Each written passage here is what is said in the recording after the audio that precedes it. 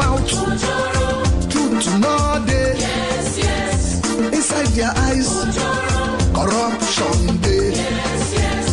Inside their heart, wickedness day. Yes, yes. Once they get into power, now when to time for gain, now in their brain, then we type one and we change. In the name of change, why? Change, change, change. They combine those with change.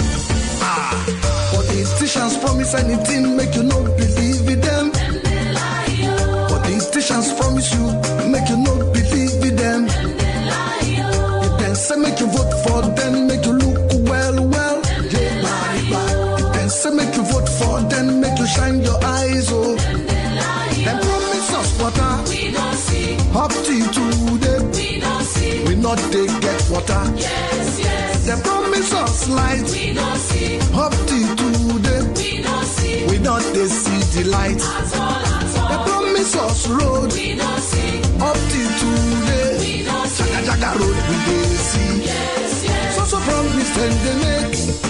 When election done they come to deceive the people.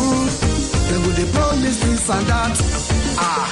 Then them lie on them, they lie, yo go go. Them they lie, oh. Them they lie for federal. Oh. Them they lie, oh. Them they lie for state level. Them they lie, oh. Them they lie for Africa. Them they lie, oh. Because they get police when they guide them. Why be so? Go they lie police, go they support them. Why be so? Because they get lawyer when then they give bribe. Why be so? And go they lie lawyer, go they support them. Look, our education system don't have a room for Niger. Then make all our youth them come they do yahoo. Yahoo, yahoo. Politicians set all of them na yahoo. Yahoo, yahoo. Our government system set na yahoo. Yahoo, yahoo. They promise employment, We don't see. like a can't be deployment, so they promise us work. We don't see. Now Okada be the work. Insecurity, now in day our land, our hospital unko, they not get facilities. Yes, yes. Our naira unko, you don't for the akata. Yes, yes. Inflation everywhere, no solution. Yeah, politician promise you something, no believe in them. During campaign time, then go carry everybody along. When them win up for their family, then go leave you behind. When them win up for their body, then go put you backyard.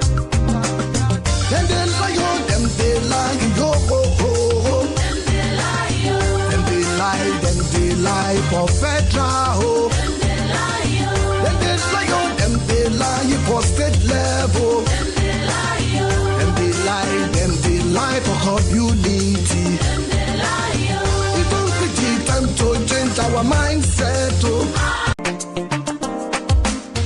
Politicians promise anything, make you not believe in them. Them they lie, oh. Politicians promise you, make you not believe in them. Them they lie, oh. Politicians promise anything, make you not believe in them. Them they lie, oh. Politicians promise you, make you not believe in them. Them they lie, oh. Inside their mouth, truth to know day. Yes, yes.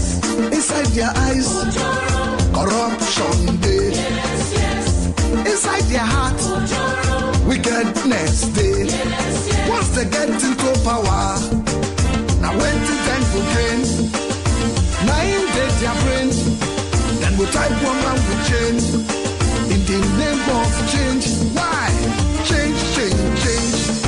They combine those with change. Politicians promise anything, make you not believe in them. Them they lie, oh. Politicians promise you, make you not believe in them. Them they lie, oh. If they say make you vote for them, make you look well.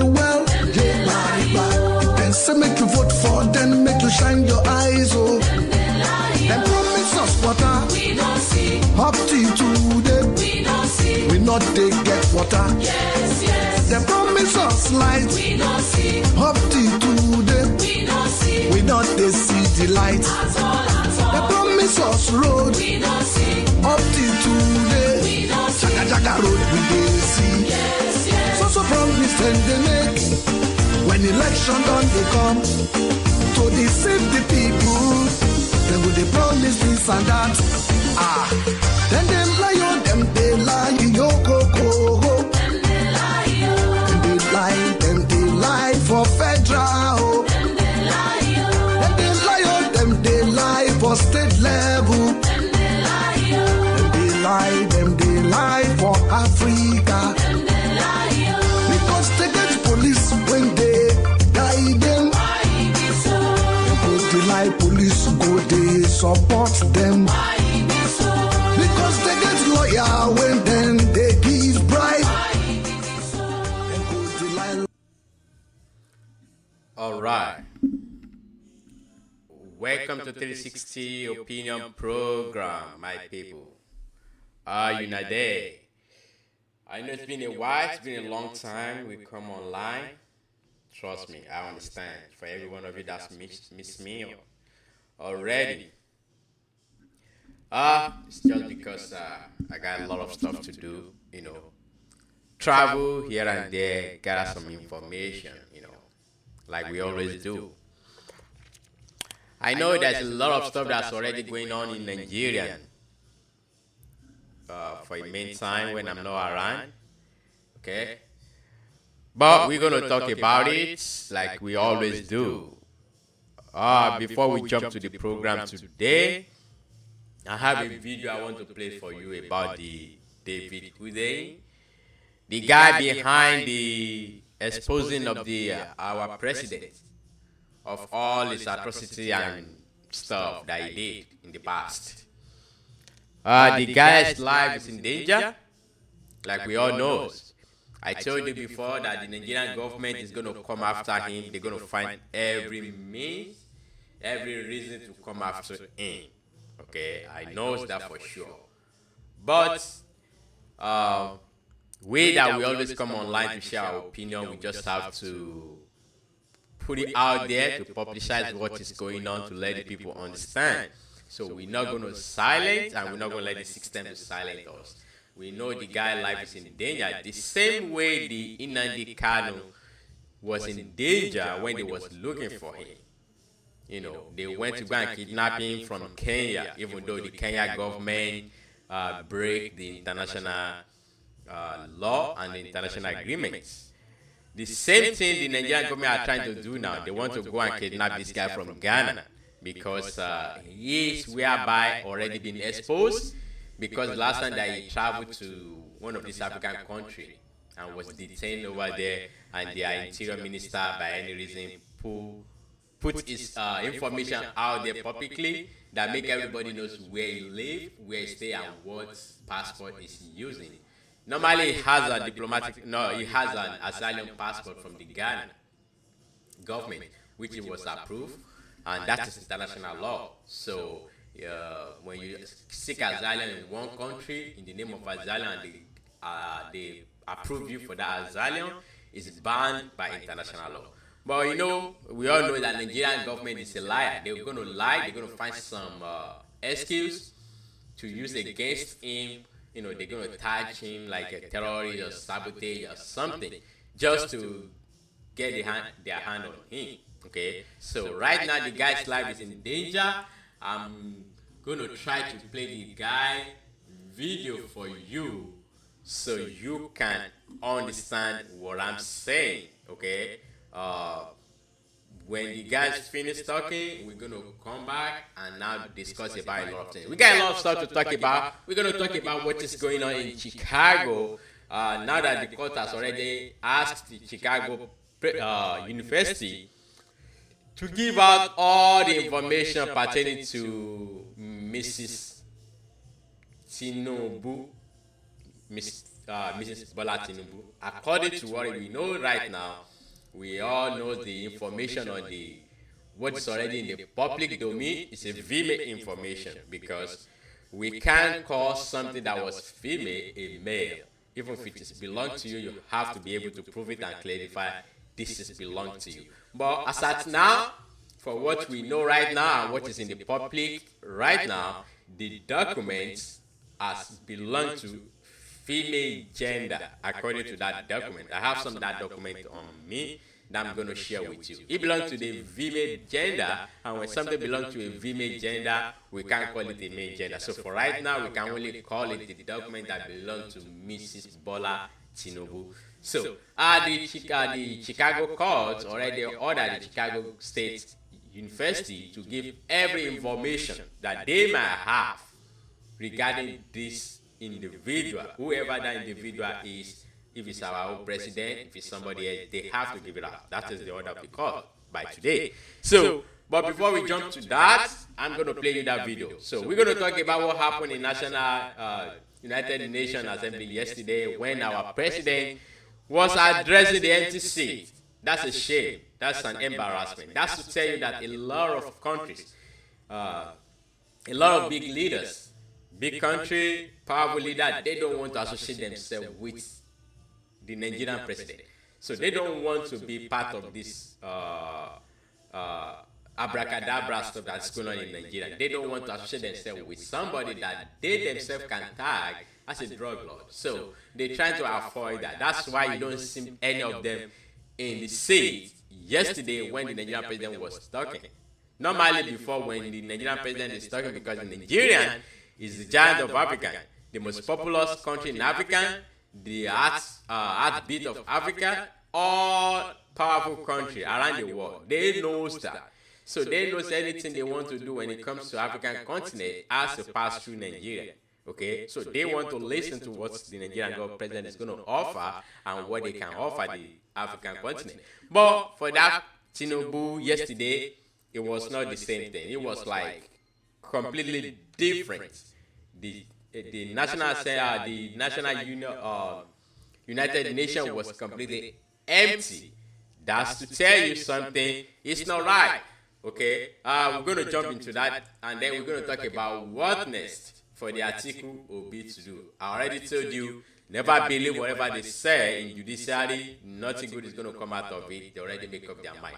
You all know how corrupt the Nigerian system is. Okay, we understand the Nigerian system is so corrupt and corrupt. But let me play you this video, and then once the video is finished, let's listen to what the David Ide is going to say about the plan about to adopt him from Ghana. You know what the Nigerian government is trying to do to kidnap him. So let's listen to it, and then we'll come to jump to the live program once we're done. Just listen. I fled Nigeria in 2020, and I applied for asylum in Ghana in early 2021. In May 2022, I was granted refugee status in Ghana. Consequently, I was also issued a Ghanaian refugee travel document, a refugee passport, which I have subsequently used extensively to travel across Africa and around the world. Now, last month, when there was the ongoing back and forth between those who wanted to go to war within the ECOWAS bloc, those who wanted to go to war with the coup regime in Niger, and those who didn't, something happened.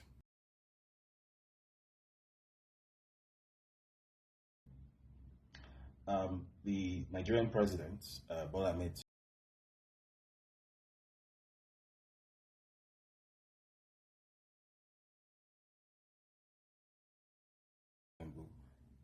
made a move to deploy Nigerian special forces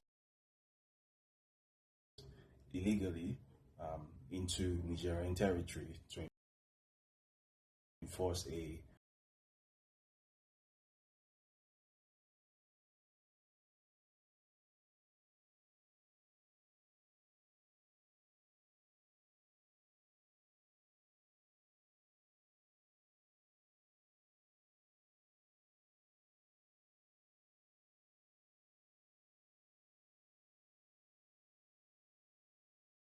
no-fly zone, which is a euphemism for essentially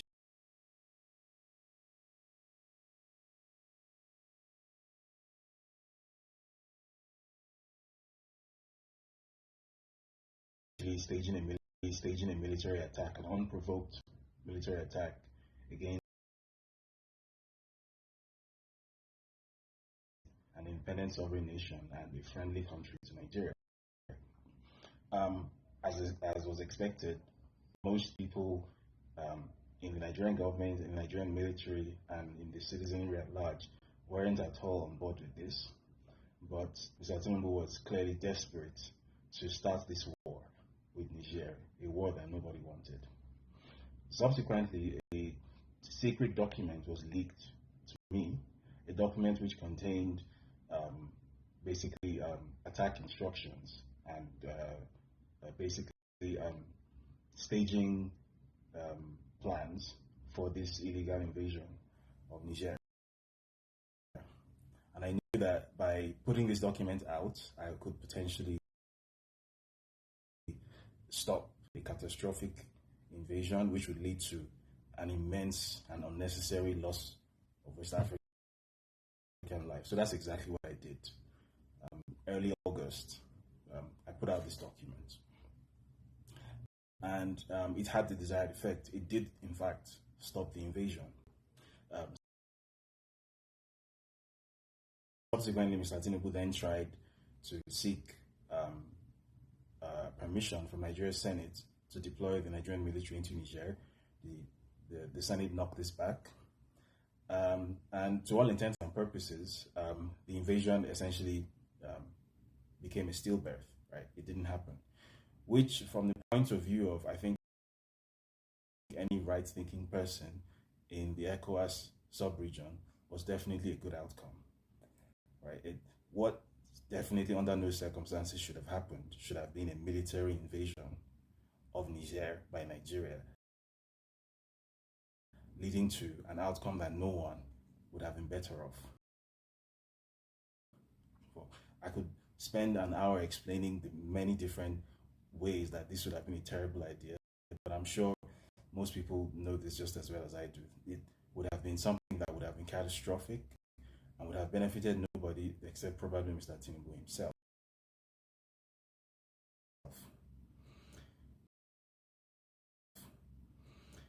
Now, after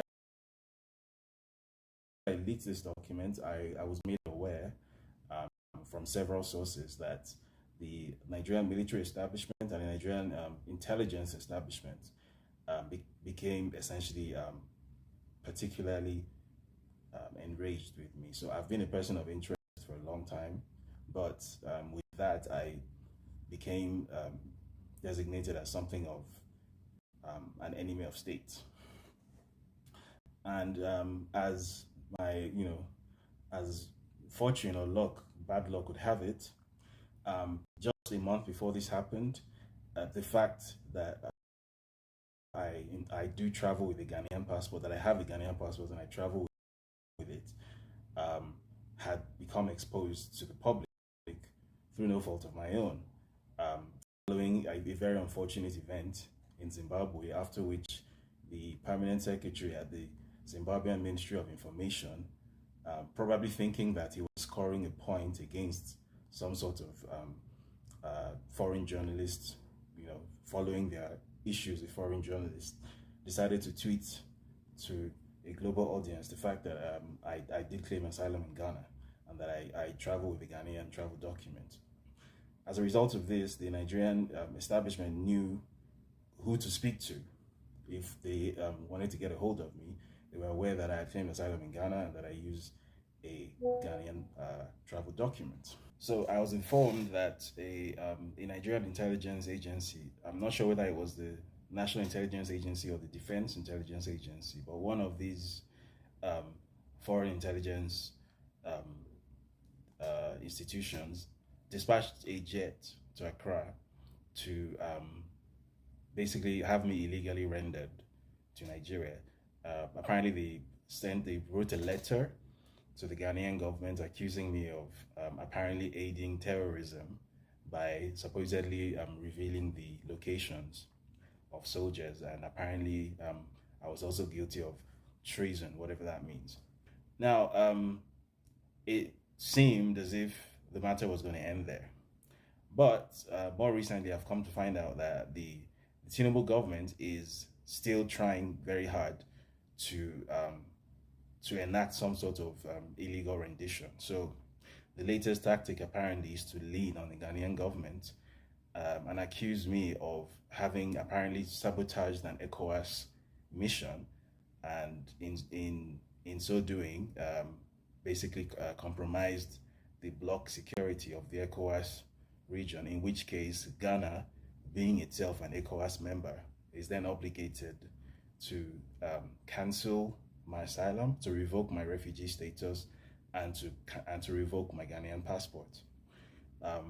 The Nigerian government's hope is that in revoking my passport, whatever travel privileges or visa or residency privileges I enjoy anywhere in the world will be compromised, and as a result, it will then be more possible for them, using the various avenues that are available to obviously a nation state, to have somebody extradited or to have somebody illegally rendered. In this case, a journalist who fled the country because of his work and claimed political asylum in another country and gained full refugee status. But the Nigerian government obviously has no problem trying to flout international law in this way. Now, the reason I'm making this appeal publicly to the Ghanaian government and to the individuals I mentioned at the outset is because I'm aware that even though the Ghanaian government, as I mentioned, has a very relatively great track record when it comes to obeying international law and not behaving obnoxiously in the international space, which was why I chose to claim asylum in Ghana in the first place.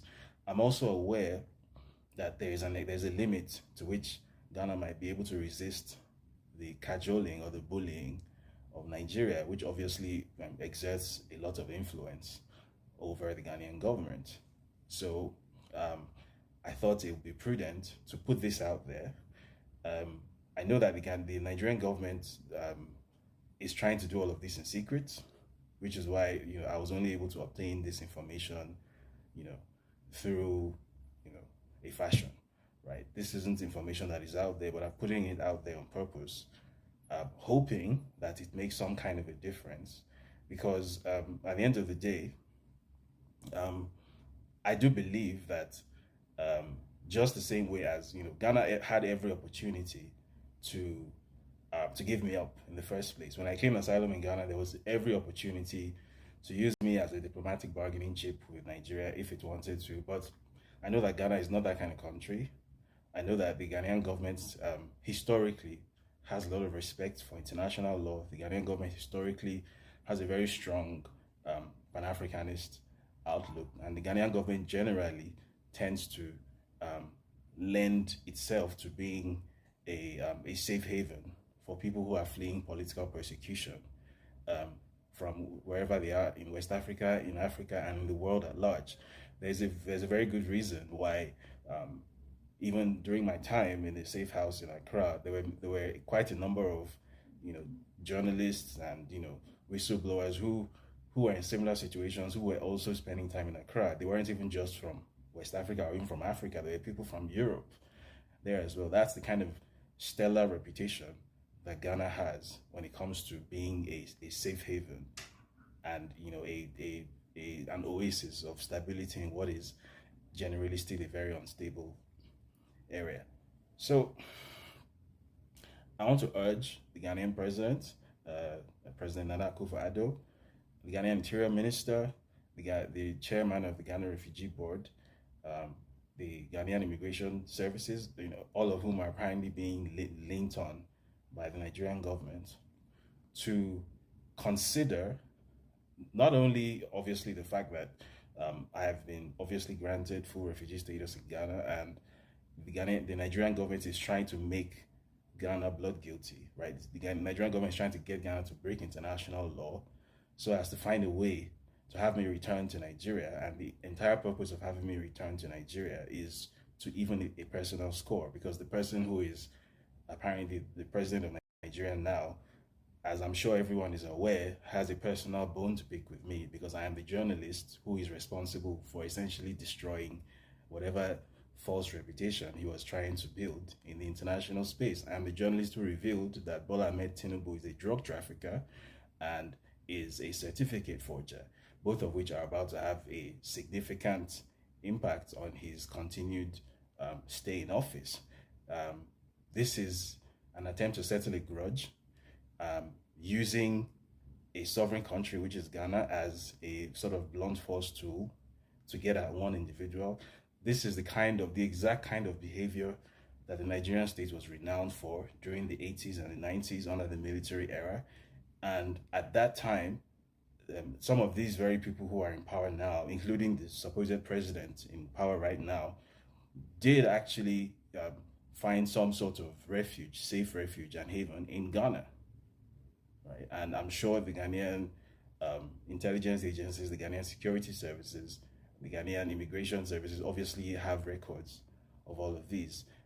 Ghana has a long and storied relationship with Nigeria in so many ways. Specifically when it comes to serving as a safe haven for people fleeing political persecution in Nigeria. Without the support and hospitality of Ghana and of the Ghanaian government, a lot of the work I've been able to accomplish over the past few years could never have been done. I might not even be alive.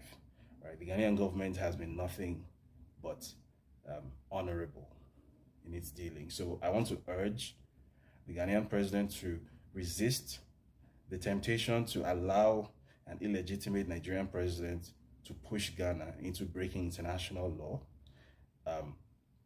I obviously don't need to mention that there's a law called the Law of Refoulement, which forbids the illegal repatriation of political refugees back to the country that they fled from, where they are going to face, persecution. It's very well known that if for whatever reason I were to be returned to Nigeria, I would not survive it. This is not a secret. So I'm putting this appeal out there publicly. I wasn't going to do this initially, but seeing as it doesn't look like there are that many options left, and the fact of my use of a Ghanaian passport and my permanent residency in Ghana is going to be used, or is the Nigerian government is trying to weaponize that, and Ghana, for all its best efforts, for all its best intentions, might not be able to resist the bullying of the Nigerian government. I'm constrained to put this message out in the public domain, at the very least for record purposes. So if anything were to happen to me, I hope it doesn't happen, but if something were to happen to me, everyone should know who is responsible for it and under what circumstances these things happened.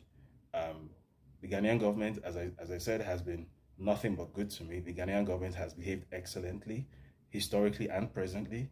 I hope that continues.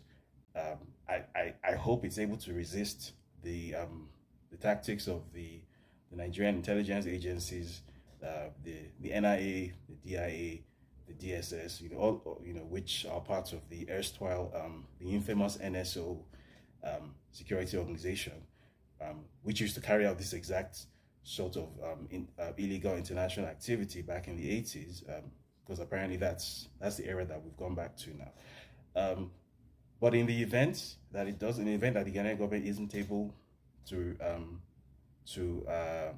hold Nigeria off, and my Ghanaian passport is revoked, my Ghanaian permanent residency is revoked, I'm also appealing to international institutions that may be watching this to lean on whoever can be leaned on to see that this reaches some sort of resolution. And in the event that there is no resolution and I end up becoming a journalist who ends up dead because I did my job, well, I want everyone to know who was responsible. So that's why I'm putting out this appeal.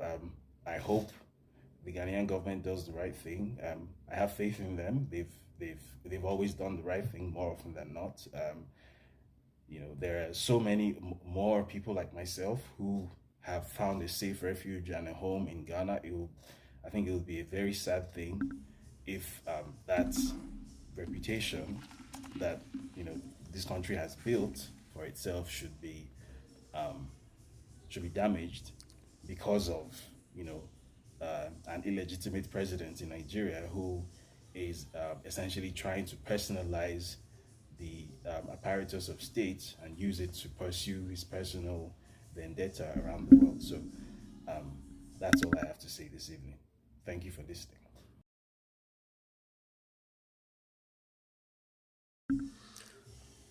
All right, welcome back. Like I always said, we all know that Nigerian governments are corrupt. We all understand how corrupt the system is. If you watch what this guy said, how he explained everything that is going on, you should be sorry for Nigeria. I've said it from day one. Nobody will do this kind of job this guy is doing without his life being in danger. Trust me, especially when you are dealing with a corrupt country like in Nigeria, where they don't care about anybody. They don't care about how you feel or what is going on. As long as you say the truth, they will come after you. If this guy is in the United States or British, where the system works, what this guy is doing is a pure journalist. In the journalism, you do the investigation, you find out some information, and you bring it to the public to let the public aware of what is going on. It's not your job to make a judgment, but once you put information out there for the public will understand, and then they know what they are looking for. That is pure journalism. That's what this guy is doing. But we all understand in Nigeria, the system is not like that. The system is completely failed system and corrupt. So if this guy was trying to share the light to some kind of hidden stuff that none of us know about, that we're supposed to know, trust me, that guy's life is in danger. Okay, the guy's life is in danger. We just have to keep praying for this guy, for God to protect him. Because every secret that he uncover, they're going to find a way to come after him one way or the other. The same way they will find a way to go after the Nnamdi Kanu. And since then, they keep Nnamdi Kanu for throughout Buhari regime. The same thing they're going to keep him too throughout this Tinubu regime. Because the thing is, anybody that comes to say the truth in a system that was corrupt, like in Nigeria, regardless of how good you might think you are, the system is going to come after you, because Nigerian is not made for any truth. Even Nigerian citizens themselves, they don't even want to tell them the truth. Majority of the people like to go with the lies. That's why you see a lot of people in the church, in the mosque, and all those stuff, because everything the pastor told them or the alpha told them, they buy those lies. It's hard for just some of them to do their own investigation, to do their own thinking, to know if somebody is lying to them or saying the truth. So one of those information that was given out from Chicago State, regardless of the our president's information, it's a public information. Let me share you one of those information. For those of you that don't have access to this information, let me share it to you, okay? There's something in that information that I want you to pay attention to, okay? Watch this information,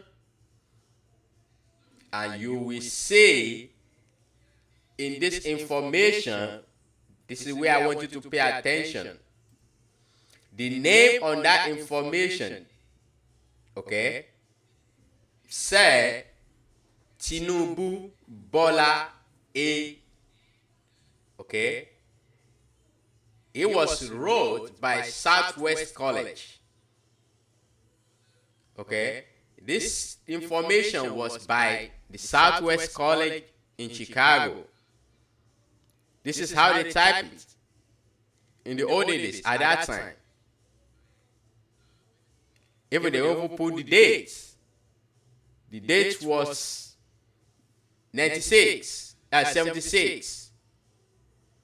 So when you see the information on that name, they say Tinubu, okay, Bola A.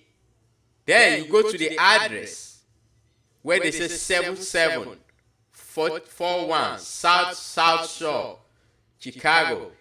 That 77 is the 77th Street in Chicago. 77th Street before you get to the 79. And South Shore is very close to the 79 and Exchange. They are like 2 blocks away. So when you see 77th Street, South Shore Drive, is the very close. That address is very close to the water. It's very, very close to the lake shore.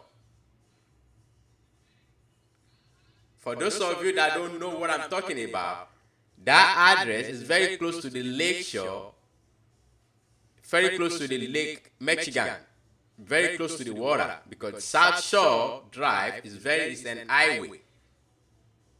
That's Highway 194. Okay, now one thing I want you to pay attention to is the information about the sex that said female. You can see when they say sex, you see where they say date of birth. They did not put any date of birth down. They asked for sex, they put female. And then after that, they put the social security number. XX number, it means in the United States, social security number, which is 231-060-594. That is the information publicly right there. Before we go down all the way down to every other thing, semester, spring, and all those stuff. Those are the code. Those are the code of the paper when you register in school. So when you look at that information, you should understand what you are dealing with right here. And this information was filled in August 1, 1977. Okay. See, when you have information like this publicly, I know this one is not it's not really blunt, but what I'm trying to tell you is, whoever hold this information, okay, either it's he or her, either a female or male, the information that we all knows that was given by our own president is not correspond with this Chicago State University or college has. Many people don't understand in that time. Okay, there are many Oluwole at that time in Nigeria. People use a lot of Oluwole to travel, especially travel to the British, to the Britain. A lot of people use Oluwole to travel to London at that time. Oluwole means they will get you somebody's passport, somebody that already traveled to UK, they already have a visa, they send that passport back to Nigeria, they will cut your face into that passport and you use it to travel back to UK. People does that during that time. Because at that time, there's no technology. All they use is just to look at the name, look at your face, and they will ask you a question: what's your name, where are you going, what's your date of birth. Once you can memorize it and match what is in your passport, you are good to go. There's no fingerprint at that time. There's no any technology. All the international passport back then don't have any technology. All they need is just to look at your face. So many people use people's international passport. People that was traveled before, to travel out of the country at that time. So this scenario is not only happened to our president or something, but according to the public and the opinion, this information that we have in the INEC and the information the Chicago State University is giving is not corresponding. We are still waiting for more information from the article through the court in Chicago that they grant article some access. Probably let's say all access to all whoever is bearing Tinubu information.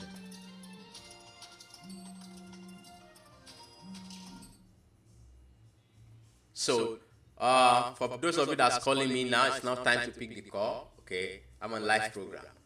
Like I said, we're gonna get more information as it's coming out from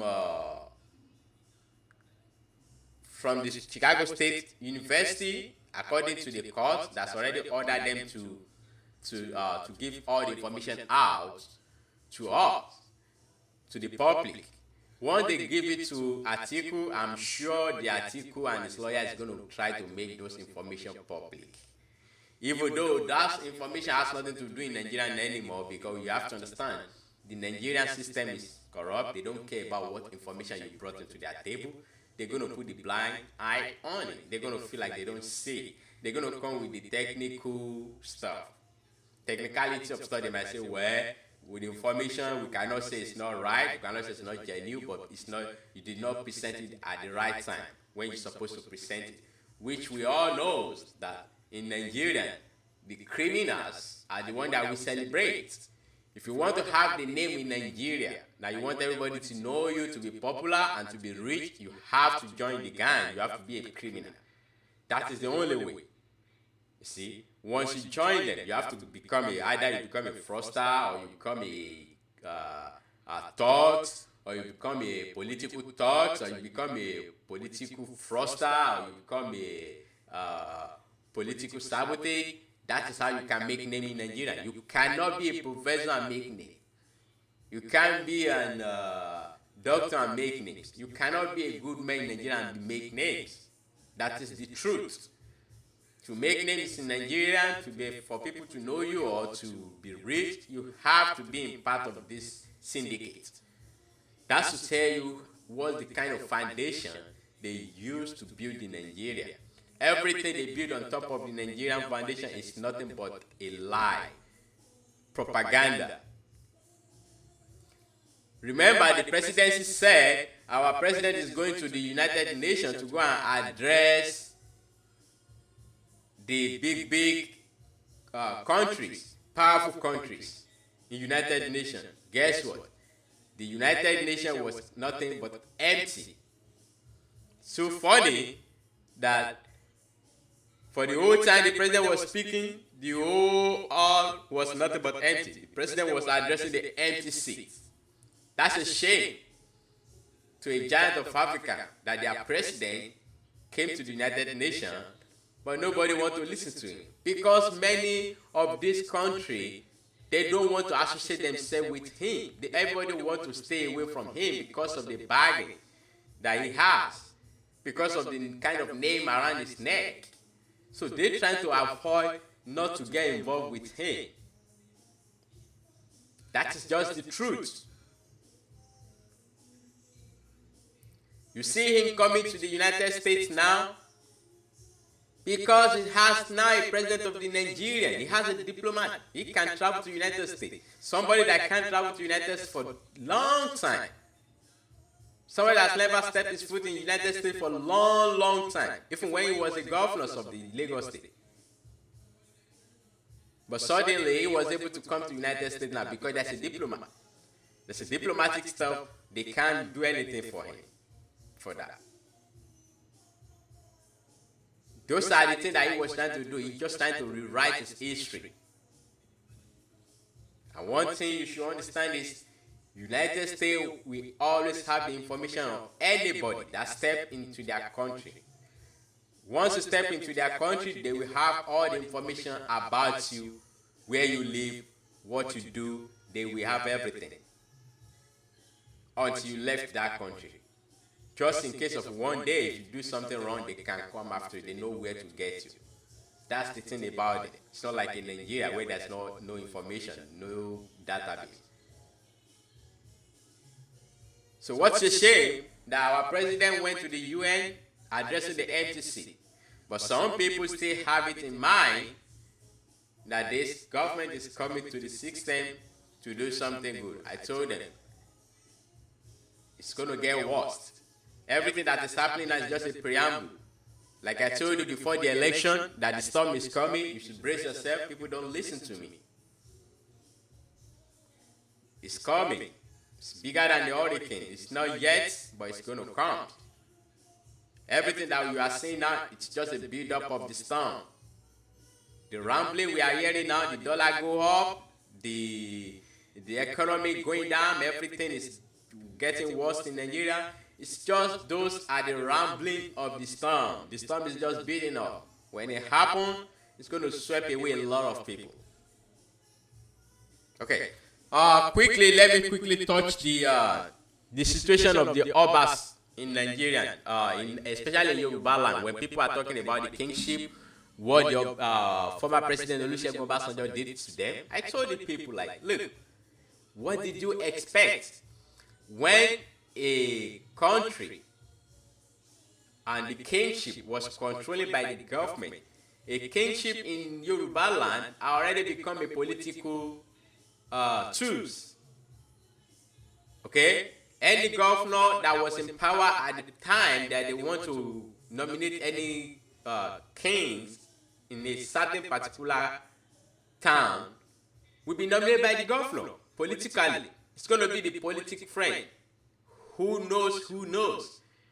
Who knows the governor? That is what they do. It's not about if I pick people anymore. It's about the governor pick somebody.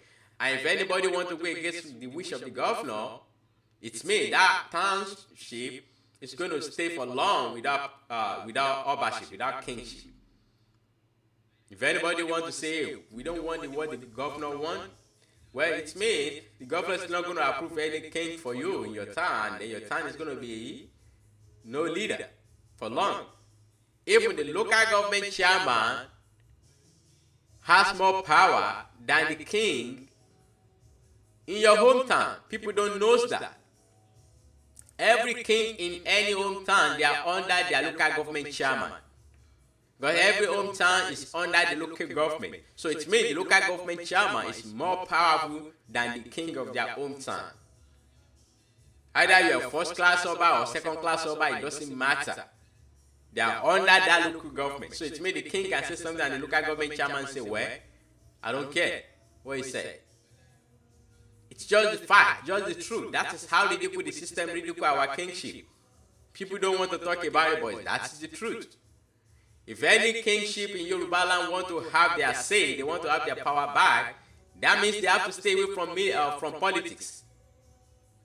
They have to completely stay away from politics, not to get involved in any politics. That is the truth. It's means they have to fight for their right to take the kingship out, they nominate the kingship away from the constitution, to be independent, to be determined by each hometown, not by the government anymore. Even though the government are the one that pay their salary, they have to give them their autonomy if they want to have the power and they want to have say. As long as they are still getting paid by the government, let's forget about it. Nothing will change. Okay? Before I go today, like I said, I just came back. I know it's been a while for every one of you. For those of you that are going to watch my program later, please share this program, like my program. There's a lot we're going to talk about in the next few weeks that is coming. Because a lot of things is going to go on in Nigeria in the next few weeks. So we're going to keep coming online and talk about it. So please share this program to your friend. Please like this program, comment. Whenever you watch this program, either you like it or not, just leave a comment. Let us know how you feel about what is going on in your society. Just write us something. Let us see so that we can do better. The country belongs to every one of us. And the only way we can make it better is when we keep talking about it. If we're not talking about it, we're not going to get it better. Okay? Our voice needs to be made louder. So if you have any contrary opinion to what I said, because on this program it's called 360 opinion. You have your opinion to anything and you can share it anytime you want. So if you feel scared to come on live program like we do because of the Nigerian state, well, you can drop us some information. You will have the WhatsApp number out there. If you have any information you want to share or you want to publicize and you don't want to put it on your social media because of the Nigerian state, just send it to my WhatsApp. I'm going to review it and then I'm going to share it for you. Okay? If you have anything you want to come on live program to say, please let me know. We're going to deal with it and then we're going to come on live program and talk about it. Okay, so for those of you that are going to join me later, I just come on live to do this program. I know it's almost 1 hour's program. We're going to come back later tomorrow, probably tomorrow afternoon or something. And then we're going to discuss what is going to be, what's the outcome of the Chicago courts when we lay our hand on all the new information from the Chicago State University. We're going to share it with you guys. I know it's going to be on the social media, everybody's going to see. But on this program, we can talk about it and deliberate from it. Because of this, I want to thank every one of you for wherever you're watching me from. For those of you that's going to watch this program later, or those of you that's going to come across this program one of these days, please subscribe to my YouTube channel. It's called 360 Opinion. You can subscribe to it. My Twitter is 360 Opinion, the same thing. You can follow me on Twitter. And as you all know, on my Facebook page, it's called 360 Opinion. The same thing on Instagram, 360.opinion. Please, you can follow me. You can like my program. You can make your own comments, share your own opinion. We understand we have different opinions to every different things. Okay, so because of this, I want to thank every one of you. I'm going to come back later tomorrow. We're going to see you tomorrow, and then we're going to discuss about how things is going in our country.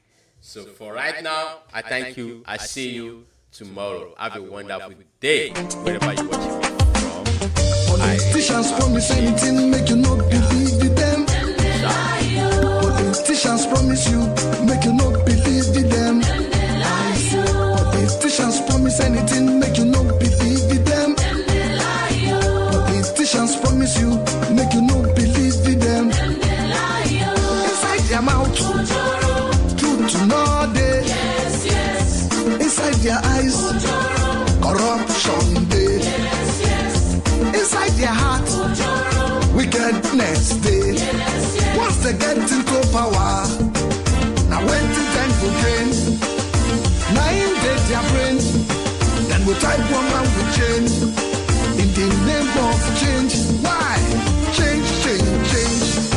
They combine those with change. Politicians promise anything, make you not believe in them. Politicians promise you, make you not believe in them. If they say make you vote for them, make you look well. If they say make you vote for them, make you shine your eyes. Oh, they promise us water. We don't see. Up to today, We don't see. we not they get water. Yes. They